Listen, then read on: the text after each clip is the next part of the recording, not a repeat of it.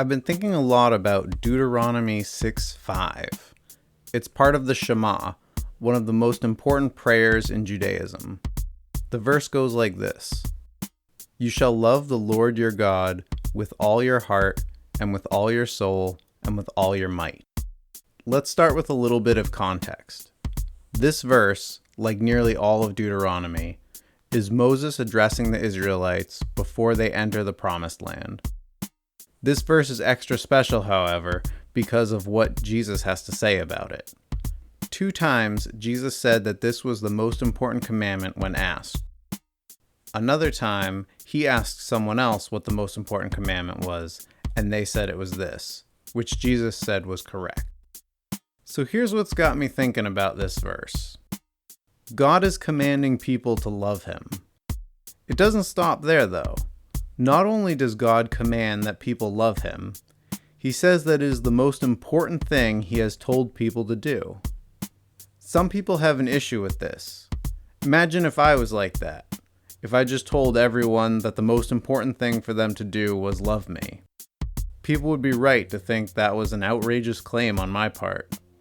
So why is it all right for God to do it? Thankfully, I'm well aware of the vast quantity of differences between the Almighty and myself that make his commandment good and proper, while mine is baseless and fairly stupid. Here are some things to consider. God, as creator of the universe, including Earth and everything on it, has the authority, as its creator, to establish any number of statutes on its inhabitants. It's his creation. He can command whatever he wills. Before you think this is an arbitrary law on God's part, let me get to my next point. God is light, and there is no darkness in him. God is good and faithful, and his love endures forever. God's works are perfect. God's beauty is perfect. God himself is perfect. Basically, what I'm saying is, he deserves to be loved. If anyone were truly worthy of being loved, it would be God.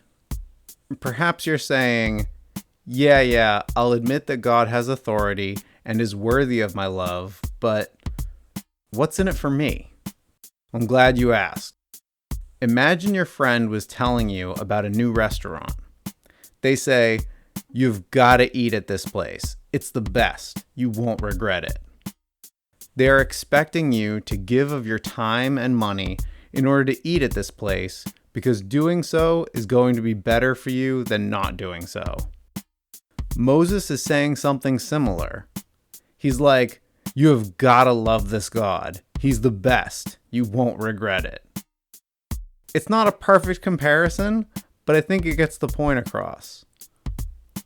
When Paul wrote 1 Corinthians, not from prison, he reflected on something that has the same effect.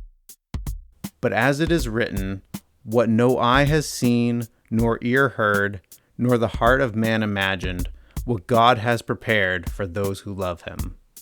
Loving God is something he has the right to command, he deserves to have it, and it's the best thing that you can do for yourself.